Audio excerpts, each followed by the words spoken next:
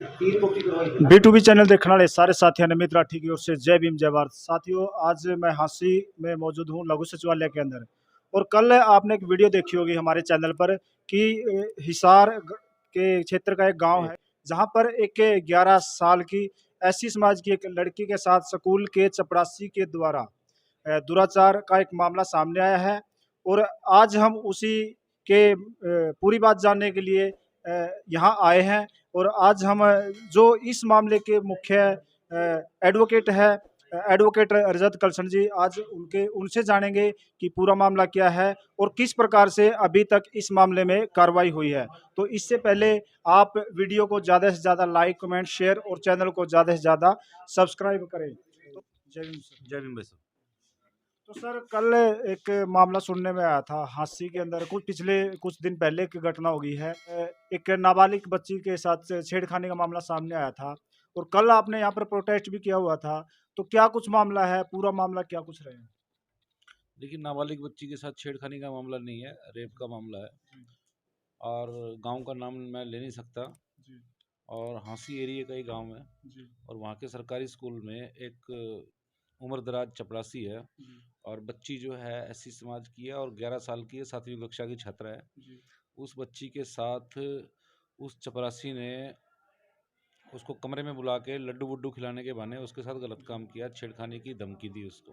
कब की घटना है रजत सर? ये करीबन 7 फरवरी की घटना है। जी। और उसके तुरंत बाद जो परिजन है वो हमारे पास आए थे और उसमें जो हम लोगों ने जो भी कानूनी कार्रवाई थी उसी समय पुलिस में शिकायत कराई, उसमें मुकदमा दर्ज हुआ।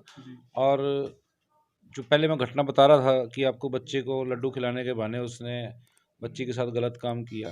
और वो ये सारी की सारी घटना प्रिंसिपल जो है वहाँ पे उसके संज्ञान में भी लाई गई। और प्रिंसिपल को बताया गया कि इस तरह से नाबालिग बच्ची के साथ इस तरह के काम किए गए हैं। तो प्रिंसिपल ने उस चपरासी पर कार्रवाई करने की बजाय, उसके खिलाफ मुकदमा दर्ज करने की बजाय उल्टा बच्ची को धमकाना शुरू कर दिया कि ये बात किसी को मत बताइयो, और अगर तूने बताई तो तेरे को स्कूल से निकाल दूंगी। तो सर, जो सरकारी स्कूल है या प्राइवेट स्कूल? सरकारी स्कूल है साहब, ये सरकारी स्कूल है। और बच्ची के पुलिस के सामने बयान दर्ज हुए हैं, बाल कल्याण समिति के सामने बयान दर्ज हुए हैं, मजिस्ट्रेट के सामने बयान दर्ज हुए हैं, लीगल एड काउंसिल के सामने बयान दर्ज हुए हैं, डीएसपी के सामने बयान दर्ज हुए हैं। इन सभी बयानों में बच्ची ने उस प्रिंसिपल के बारे में स्पेसिफिकली कहा है कि इसने मेरे को धमकाया था कि ये मामला किसी को नहीं बताना। और जब मजिस्ट्रेट के सामने भी बयान दर्ज हो गए तो जो केसेस रजिस्टर हुआ है वो उसमें सेक्शन 3 SC/ST एक्ट है और सेक्शन 4/6 पोक्सो एक्ट है। दोनों ही हीनियस क्राइम है और उम्र कैद तक की इसमें सजा है। तो इसके बावजूद पुलिस ने आज तक उस जो प्रिंसिपल है, महिला प्रिंसिपल है, जो इस अपराध में भागीदार है, आपराधिक षड्यंत्र में भागीदार है, आरोपी को बचाने के उसने प्रयास किए हैं, उसके गुनाहों पर पर्दा डालने का काम किया है, वो बराबर की भागीदार है। उसको पुलिस ने आज तक इन्वेस्टिगेशन में ज्वाइन नहीं कराया, ना उसको कोई नोटिस सर्व कराया कि आप जांच में शामिल हो जाएं। कारण ये है कि जो चपरासी है जिसने ये वारदात को अंजाम दिया है वो एक स्पेसिफिक विशेष जाति से है, जिसको आप अच्छी तरह जानते हो, मेरे को बताने की जरूरत नहीं है। और वो प्रिंसिपल भी उसी कास्ट की है और जांच अधिकारी भी उसी कास्ट का है। तो बच्ची का मेडिकल वगैरह करवाया गया सर? बच्ची का जब शुरुआत में एफआईआर दर्ज हुई तो जो जांच अधिकारी है डेलिबरेटली उसने बच्ची का मेडिकल नहीं कराया। हम लोगों को पीड़ित परिवार ने बताया कि बच्ची का मेडिकल नहीं कराया गया है और बच्ची से कुछ लिखवा लिया गया है। तो हमने फिर तुरंत एसपी को अप्रोच किया। एसपी से अप्रोच करने के बाद बोर्ड से दोबारा बच्ची का मेडिकल कराया गया है। तो यानी कि कहने का मतलब है, जो पुलिस की ड्यूटी है, पुलिस को खुद काम करने चाहिए, वो पुलिस नहीं कर रही है। कहीं ना कहीं जब भी किसी केस में एक जाति विशेष के आरोपियों के नाम आते हैं तो पुलिस डिपार्टमेंट ऑटोमेटिकली उन लोगों को बचाने का काम शुरू कर देता है। ठीक है, नए नए और ये खाप पंचायती जो हैं ये भी सक्रिय हो जाते हैं, बिचौलिए सक्रिय हो जाते हैं। हमारे समाज के किसी आदमी के साथ कितना ही बड़ा कोई, हमारा समाज का कोई आदमी कितना ही बड़ा गलती से भी गंभीर अपराध कर दे, तब ये पंचायती और ये सारे के सारे सक्रिय नहीं होते, ना पुलिस वाले कुछ उनकी मदद करने का काम करते हैं। लेकिन इनका व्यक्ति कितना ही हीनियस क्राइम कर दे, कितना ही नीच काम कर दे, कितना ही घटिया काम करते हैं, लेकिन इनकी खाप पंचायतें और पुलिस डिपार्टमेंट खुद इनको बचाने के लिए तैयार हो जाते हैं और कोशिशें करनी शुरू कर देते हैं। तो इस केस में भी यही हो रहा है।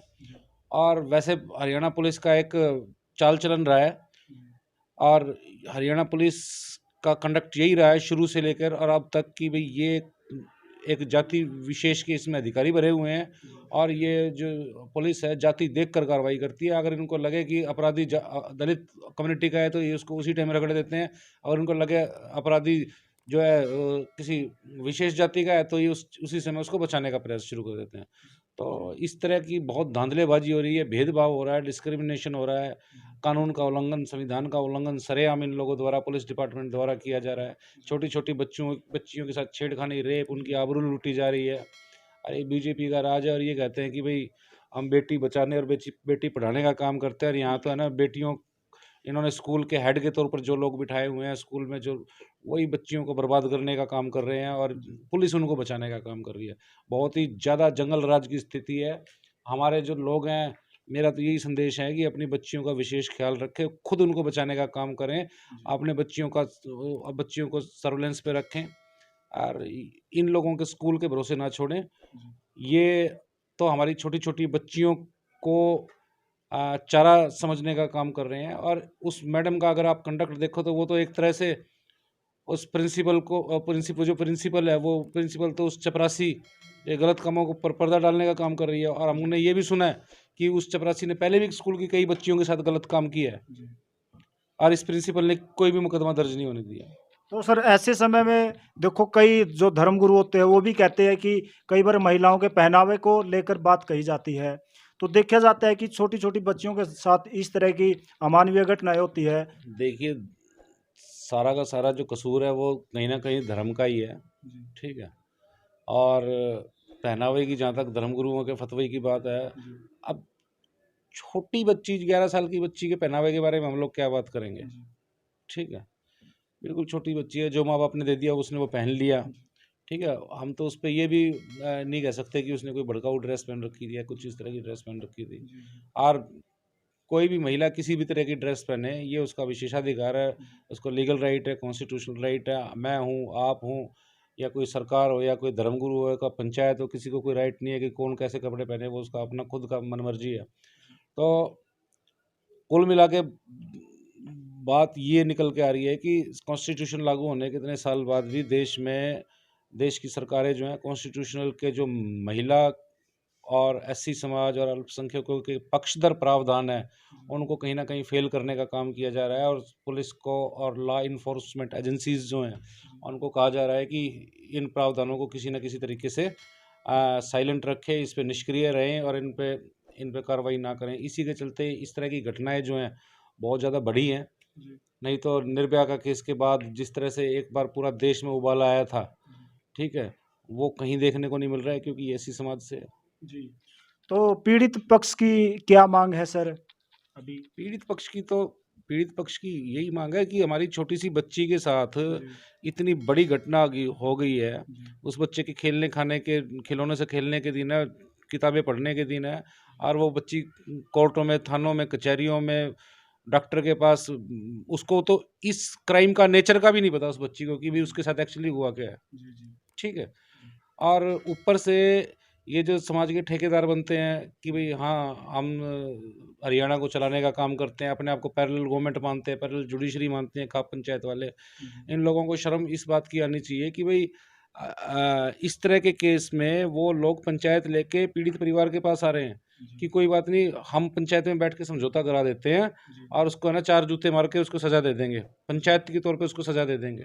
तो कल आपकी क्या बातचीत हुई है प्रशासन से? हमने धरना प्रदर्शन किया था, अच्छी नारेबाजी यहाँ पे सरकार और पुलिस के खिलाफ हुई है। डीएसपी जो हेडक्वार्टर है यहाँ पे विनोद शंकर, वो मौके पे आए थे और उन्होंने मीडिया के सामने स्टेटमेंट दी है कि भाई आप हमें 3 दिन का टाइम दे दो, विदिन 3 डे हम इसको आरोपी प्रिंसिपल को अरेस्ट कर देंगे। और हमने रिप्लाई में यही कहा है कि अगर 3 दिन के अंदर आप अरेस्ट नहीं करते हो तो ये पूरा है ना प्रदेश व्यापी मामला बनेगा और इसमें हरियाणा सरकार की किरकिरी होगी। तो अभी तक इस मामले में कोई गिरफ्तारी हुई है सर? अभी तक इस मामले में जो प्रिंसिपल है उसकी 1-2 दिन बाद ही एफआईआर दर्ज कराने के 1-2 दिन बाद ही गिरफ्तारी हो गई थी, लेकिन आरोपी प्रिंसिपल के खिलाफ आज तक कोई कार्रवाई नहीं हुई। तो ये थे हमारे साथ एडवोकेट रजत कलसन जी, जिन्होंने इस मामले पर खुलकर बातचीत करी है।